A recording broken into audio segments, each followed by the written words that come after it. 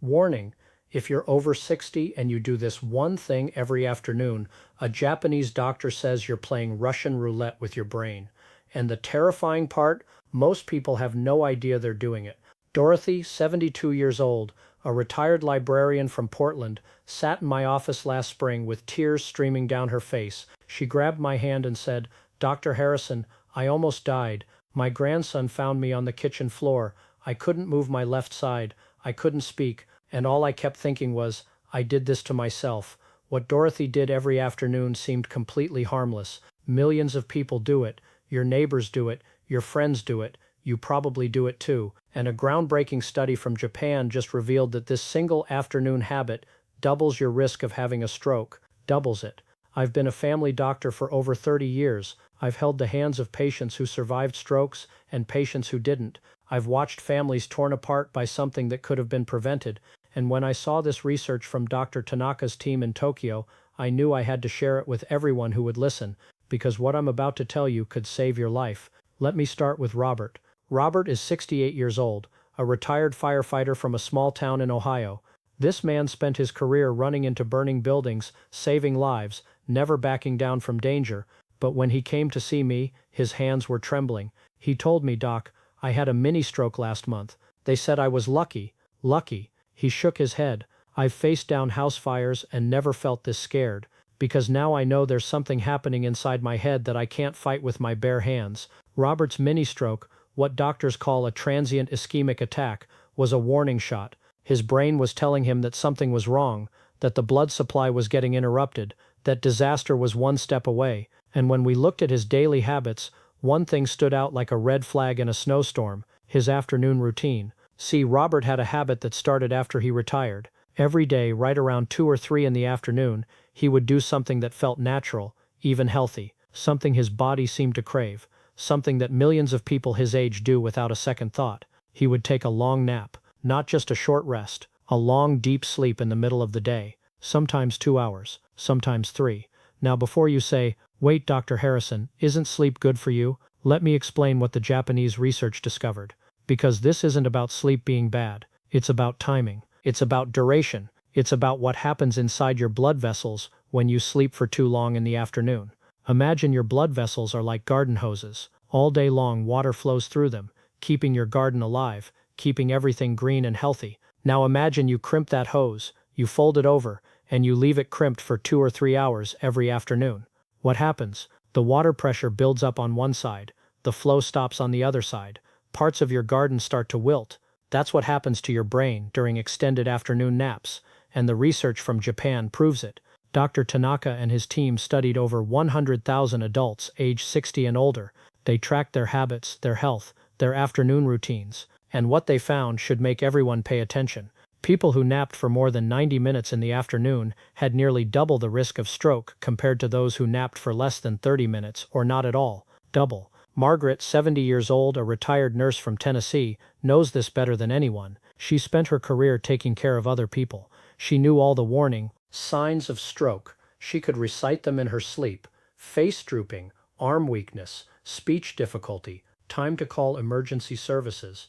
But she never thought it would happen to her. She told me with shame in her eyes, "Doctor, I should have known better." Every afternoon, after lunch, I would lie down and just drift away. 2, 3 hours would pass. I thought I was taking care of myself. She paused, her voice cracking. I was killing myself.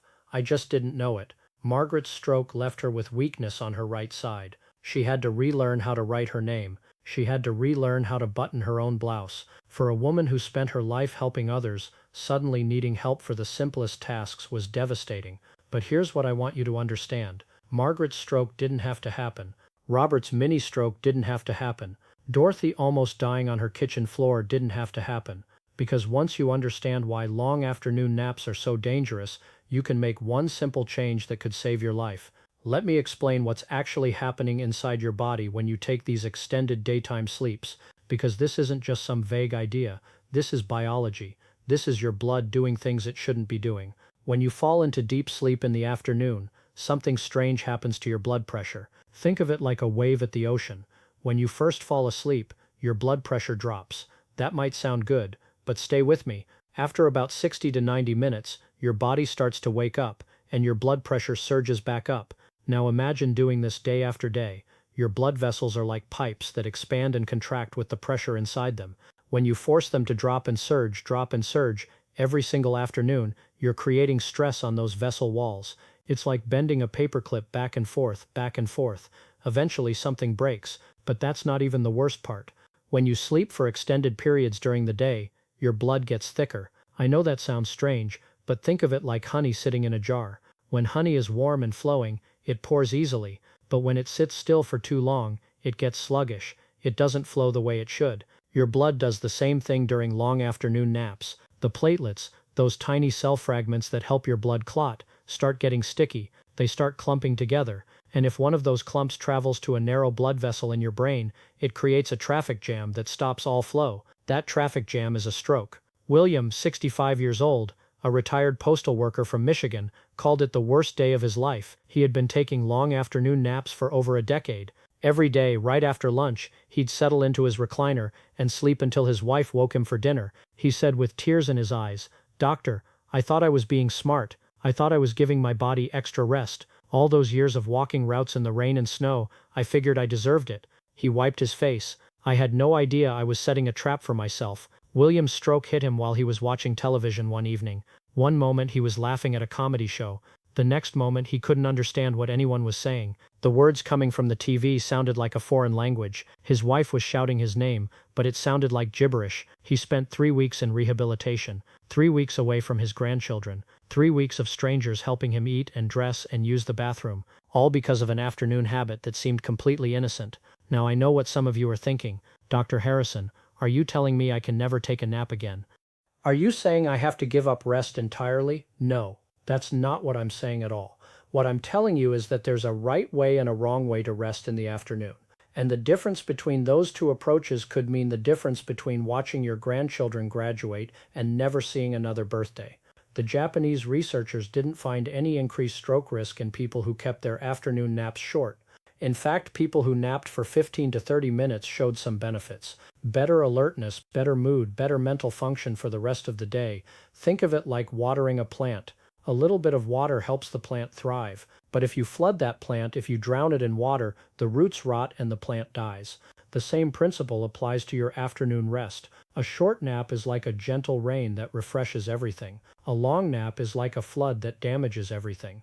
And here's the key, the one change that could protect your brain, the simple shift that could keep you out of a wheelchair, keep you out of a rehabilitation center, keep you celebrating holidays with your family instead of relearning how to speak, keep your afternoon rest under 30 minutes. That's it. That's the solution. If you need to close your eyes in the afternoon, if your body is telling you it needs a break, listen to it. But set an alarm, put a timer on your phone, have your spouse wake you, do whatever it takes to keep that rest short. Because after 30 minutes, your body starts slipping into deep sleep, and that's when the danger begins. That's when your blood pressure starts its roller coaster ride. That's when your blood starts getting thick and sluggish. That's when the clots start forming. Helen, 69 years old, a grandmother from Arizona, discovered this just in time. She came to see me after her sister had a stroke. Her sister had the same afternoon habit, long naps every single day. And now her sister was in a nursing home, unable to care for herself. Helen said, trembling, "Doctor, I do the exact same thing my sister did. Every afternoon I sleep for 2 or 3 hours. Am I going to end up like her?" I explained the research to Helen. I showed her the numbers. I told her about the blood pressure surges, the thickening blood, the sticky platelets, and then I gave her the simple solution. Set an alarm for 25 minutes. When it goes off, get up, move around, take a short walk, drink some water, let your body wake up gently, instead of crashing through the danger zone. Helen looked at me with hope in her eyes for the first time since she walked in. She said, "That's it? Just keep my nap short?" I nodded. She smiled, the first smile I'd seen from her that day. "Doctor, I can do that. I thought you were going to tell me I could never rest again. I can absolutely do that." 3 months later, Helen called my office. She wanted me to know that she had been keeping her naps under 30 minutes every single day, and something unexpected had happened. She actually felt better. See, what many people don't realize is that those long afternoon naps weren't giving them better rest. They were making them feel groggy and foggy. It's like eating too much at Thanksgiving dinner. In the moment, it feels satisfying, but afterward you feel worse than when you started. Helen told me, "Dr. Harrison, I used to wake up from my 3-hour naps feeling like I had a head full of cotton. Now I wake up from my short naps feeling refreshed, clear, ready to do things. Why didn't anyone tell me this sooner?" That's exactly why I'm telling you now. Let me share what happened with Patricia. Patricia is 74 years old, a retired schoolteacher from Georgia. She taught second grade for 40 years. 40 years of shaping young minds, teaching children to read, helping them become who they were meant to be. When she retired, she thought she had earned her rest. She told me softly I would lie down after lunch and just disappear. Sometimes my husband would find me still asleep at 5 in the evening. I thought my body needed it. Patricia's husband Thomas noticed changes before she did. He said her speech was sometimes slurred when she first woke up. He said she sometimes seemed confused, not knowing what day it was, not recognizing familiar faces on television. He thought it was just grogginess from the long sleep. It wasn't.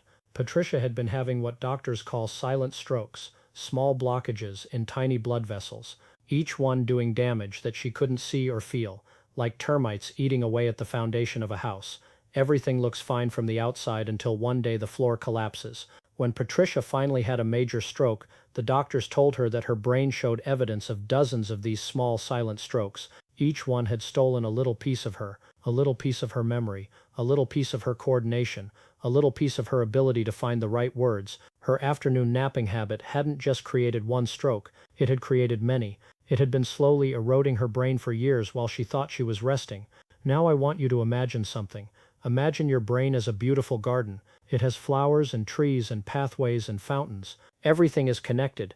Everything works together. When you have a stroke, it's like someone pours concrete over part of that garden. The flowers die, the pathways become blocked, the fountains stop flowing. You can work to rebuild the garden. You can plant new flowers where the old ones died. You can create new pathways around the concrete, but it takes enormous effort, and the garden is never quite the same as it was before. Why would you risk that? Why would you pour concrete on your own garden when the solution is so simple? Keep your afternoon rest under 30 minutes. Charles, 67 years old, a retired engineer from Pennsylvania, told me something that stuck with me. He said, "Doctor, all my life I solved problems. I built bridges. I designed systems. I fixed things that were broken, but I couldn't fix my own brain after my stroke. All those years of education, all those degrees on my wall, and I couldn't repair the damage that a simple habit created." Charles had been an afternoon napper for 15 years, every day, 2 to 3 hours. He thought it was his reward for decades of hard work. Instead, it was his punishment. His stroke took away his ability to do the crossword puzzles he loved. The clues that used to come easily now felt like trying to read a foreign language. His grandchildren would visit and play board games, and he would struggle to remember the rules he had known his whole life. But Charles is also the reason I have hope, because after his stroke, he made the change. He started keeping his afternoon rest short. He set timers. He had his wife check on him. He refused to slip back into the habit that had cost him so much. And slowly, remarkably, some of his abilities started coming back. See, the brain has an amazing ability to heal. It can create new pathways around the damaged areas, like water finding its way around rocks in a stream. The brain can reroute signals and rebuild connections. But it can only do this if you stop creating new damage. Charles told me, smiling for the first time since his stroke, "Doctor, I'm doing the crossword puzzle again. It takes me longer. Some days I can't finish. But I'm doing it. And every morning when I pick up that pencil, I thank God I made it through. Then I look at my alarm clock and I remember why I set that timer every afternoon. So let me tell you exactly how to make this work in your own life. Because knowing the danger isn't enough. You need a plan. You need a system. You need something that will actually work day after day. First, pick a consistent time for your afternoon rest. Your body likes routine. It responds better when things happen at the same time each day. So choose a time, maybe 1 o'clock, maybe 2 o'clock, and make that your rest window. Second, set an alarm for 25 minutes, not 30 because you need a few minutes of buffer. You want to be up and moving before you hit that 30-minute mark. Think of it like a speed limit. You don't want to be going exactly 65 miles an hour because then any small increase puts you over. You want a margin of safety. Third, have a plan for when the alarm goes off. Don't just lie there thinking you'll get up soon. Have something specific to do. Maybe it's making a cup of tea. Maybe it's stepping outside for fresh air. Maybe it's calling a friend. Give yourself a reason to get up. Fourth, tell someone about your new habit. Accountability matters. When your spouse or your friend or your child knows that you're keeping your naps short, they can help you. They can remind you. They can celebrate with you when you stick to the plan. And fifth, remember why you're doing this. Keep a picture of your grandchildren next to your resting spot. Keep a list of things you still want to do in your life. Keep a reminder that every day you protect your brain is another day you get to be fully present in the lives of the people who love you. Let me tell you about Dorothy again.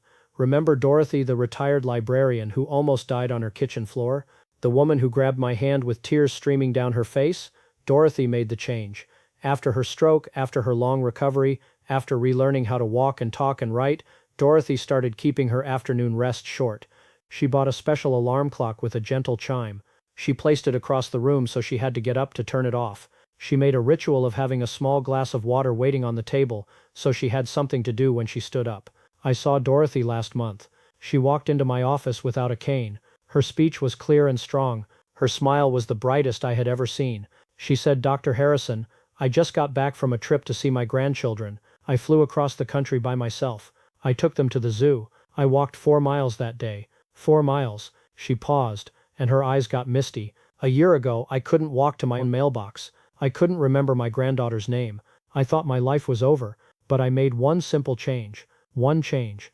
And now I'm living again. Really living. That's what's possible for you too. That's what's waiting on the other side of this simple adjustment. Not deprivation. Not suffering. Not giving up rest entirely. Just keeping your afternoon sleep short enough to protect your brain." The difference between Dorothy on her kitchen floor and Dorothy walking 4 miles at the zoo with her grandchildren was 30 minutes. 30 minutes that she used to spend in dangerous deep sleep. 30 minutes that she now spends awake, living, loving, being present. Robert, the retired firefighter, told me last week that he hasn't had another warning episode since he changed his afternoon habit. His brain scans look better. His doctors are optimistic. And he said something that made me pause. "Doc, I spent my whole career saving other people from fires. Now I finally learned how to save myself." Margaret, the retired nurse, is regaining strength in her right side. She can write her name again, she can button her own clothes, and she volunteers at the hospital now, talking to other stroke survivors, sharing what she learned the hard way so they don't have to learn it the same way. William, the retired postal worker, went back to his routes last summer, not delivering mail, just walking.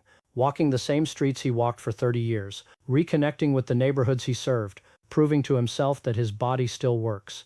Every one of these people would tell you the same thing. They wish someone had warned them sooner. They wish someone had explained what was happening inside their bodies during those long afternoon naps. They wish someone had given them the simple solution before they had to learn it through suffering. That's what I'm doing for you right now. I'm giving you the warning they wish they had received. I'm explaining what's happening so you can understand the risk. And I'm offering you the simple solution that could keep you healthy, active, and present for years to come. Keep your afternoon rest under 30 minutes. Set an alarm. Get up when it rings. Move your body. Let your blood flow smoothly. Protect those precious vessels in your brain. Because you deserve to see your grandchildren grow up. You deserve to take trips and walk for miles, and laugh at comedy shows without worrying about what's happening inside your head.